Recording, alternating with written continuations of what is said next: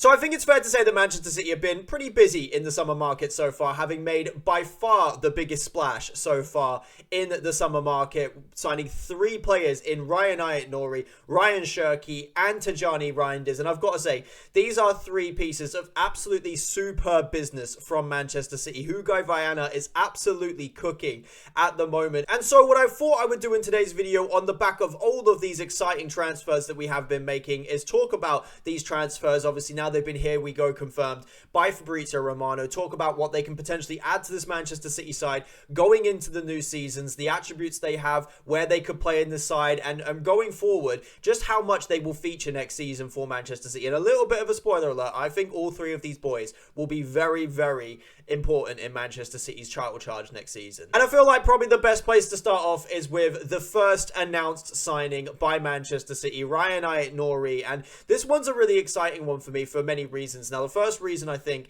is probably because this is the first natural left back that we've had in quite some time. We've had a lot of players in that left back position: João Cancelo, Fabian Delph, Alexander Zinchenko, Nathan Ake. All of these players have been really good in that role for Manchester City, but none of them are out-and-out left backs. Now, Ryan Nori is an out-and-out left back in the sense he plays the position. However, the thing that has to be said about Ryan Nori is he's quite a unique left back. And the reason why I say he's a unique left back is because of the specific attributes that he has. And I think this is what makes him actually such a special signing for Pep Guardiola, is because in the final third, which is, you know, if you look at the way that Josko Gvardiol has played left back for some years at Manchester City, the left back usually goes very high and very wide in Pep Guardiola's system. And Ryan Nori in those wide channels will effectively be playing as a winger. And the one thing that's got to be said about Ryan Nori is the talent that he has to go by people, to create space, and to dribble around defenders is really, really special. And it's something that I think that we will see quite a lot of next season. And ultimately, I feel sorry for any right backs that come up against Manchester City next season in the Premier League, because if you look at Ryan Nori out in that left channel, you only have to deal with the other threat of Omar Marmoush or Jeremy Doku off the left-hand side. So good luck to right backs on that one. I think it's going to be a very, very tough season if you are a fullback or a right back playing against Manchester City. And in terms of defensive capability, I don't think that's Ryan Nori's strength, but I also don't think it's a bad area of his game. I've seen some people say that he's not a good defender. I just do not agree with that. Playing in that Wolverhampton side last season, there were a lot of times he did have to defend, and I've watched him on quite a few occasions. He can defend. He is very capable defensively in that channel. Now, is he perfect?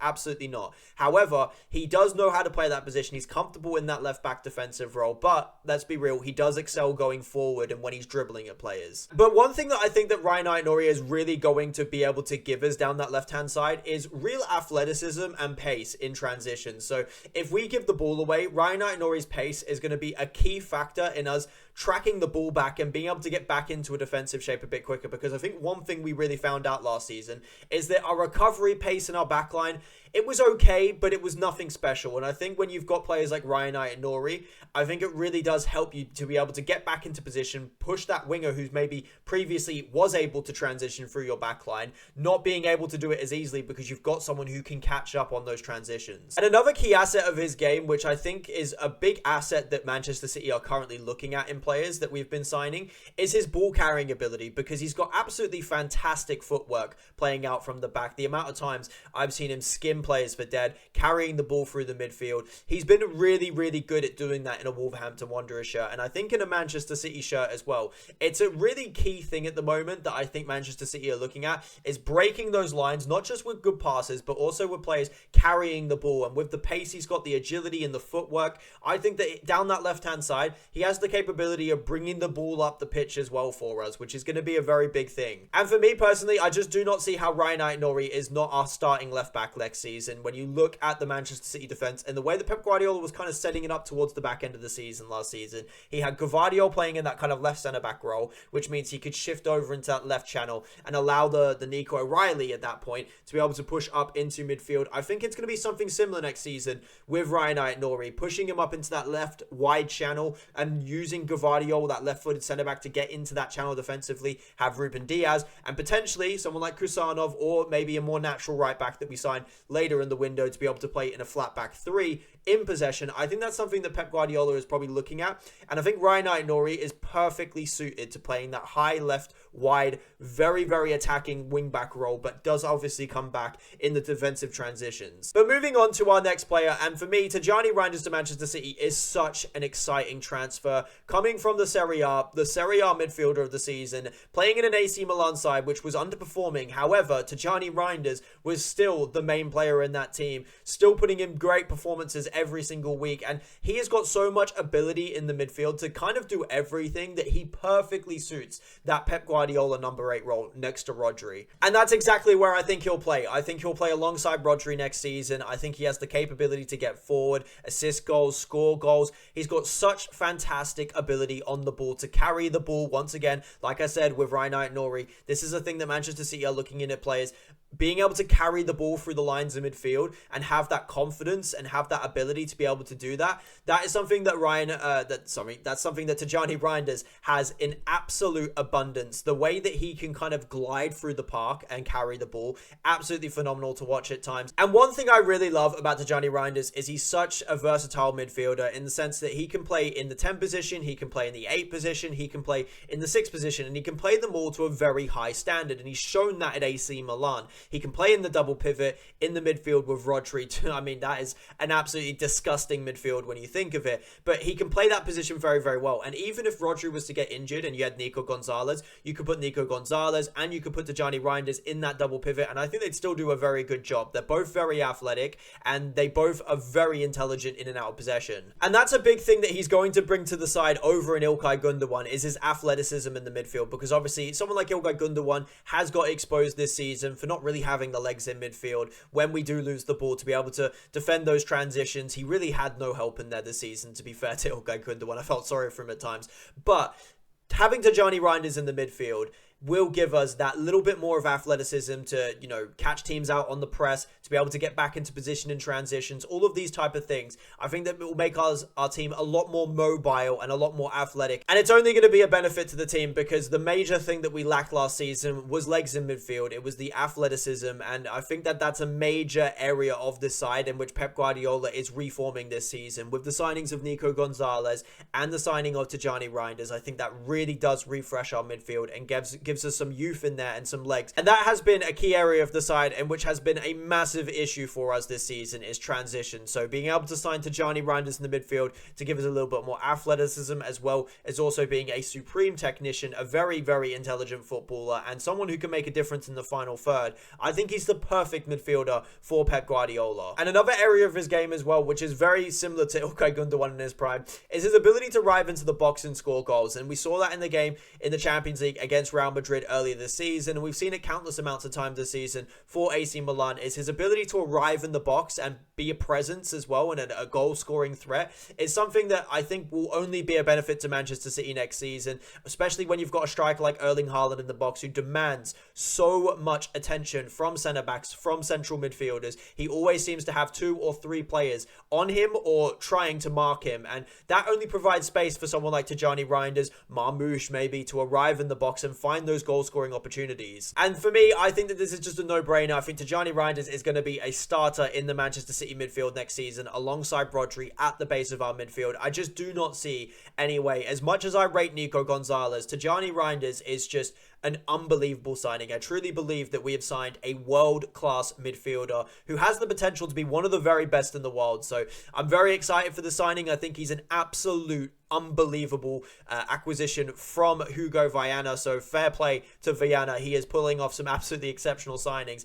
But this is exactly what Manchester City need. We needed in the rebuild some world-class players and younger players as well who are going to give us service over a span of many years. And I'm very, very confident that Djani Rinders is going to be a major success at Manchester City. And I left this one for last for a reason. Ryan Sheary to Manchester City. We got the here we go from Fabrizio Romano today on the Monday as I'm recording this. And I'm so excited for this transfer. I've been looking forward to this ever since we started to see the rumours linking us to Ryan Sheary, obviously after we dropped out of the race for Florian Wirtz, which I was very disappointed by, but I'm very, very impressed we've got Ryan Sheary over the line. I mean, an unbelievable signing. When I looked at all of the metrics, I was going to do a Kevin De Bruyne replacement video where I went through all of the players, all of the top attacking midfielders, and I looked at all of the statistics that Kevin De Bruyne was pulling out at Manchester City, and I compared them to attacking midfielders around the world last season.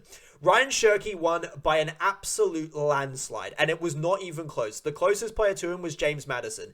And I'm telling you, Ryan Sheary, I think potentially is a generational talent, because this kid has it all. I mean, when I say he has it all, he has it all. He has the ability to dribble past players in the midfield. He's two-footed. He's very creative in terms of the balls, the crosses, the incisive passes that he plays into the box. He can score goals. What can't this guy do? And he's only 21 years of age, and he's only going to develop in a Manchester City shirt under Pep Guardiola. He can play in the attacking midfield position. He can play off the right-hand side. I'm sure as well he could probably play off the left-hand side as well, which makes him very versatile. And for the amount of money in which we paid for him, I think it's 40 million euros or 42 million euros all up as a total package. That is unreal business for a player who realistically is probably worth around the £100 million mark. And look, I don't want to go too early. I don't want to say he's the Kevin De Bruyne replacement, because obviously Kevin De Bruyne is irreplaceable. He's the greatest player that has ever played for this football club. But in terms of recruiting a player who can kind of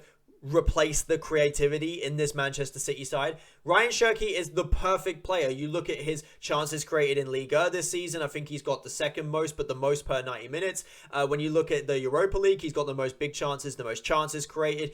And around Europe, you look at his numbers, he has got the best creative numbers pretty much per 90 minutes. I think it is the best per 90 minutes in the entirety of the top 5 leagues this season. He has been absolutely sensational for Lyon. But it's not just the numbers, it's just not the chances created, it's not just the goals, it's the way he makes you feel when you watch him on a football pitch. When he takes the ball, he is just so exciting to watch. You never know what he's quite going to do next, and that is the thing that makes him such a good footballer. He's so unpredictable. I can't predict him, you can't predict him, and sure, the defenders cannot predict him as well. So I'm very excited for this one. There's so many possibilities of ways he can be utilized in this Manchester City side, and ultimately, our attacking front line now is absolutely stacked when you look at it. Off the right hand side, we've got Oscar Bob, who I really do think is one of the best young talents in the world right now, and obviously I just don't think people know it because he's not really been able to play because of the leg break last season. Savinho, who's people forget how young he is. He's going to be 21 this season. And then you've obviously got off the right hand side Phil Foden as well. McAtee I do think will go,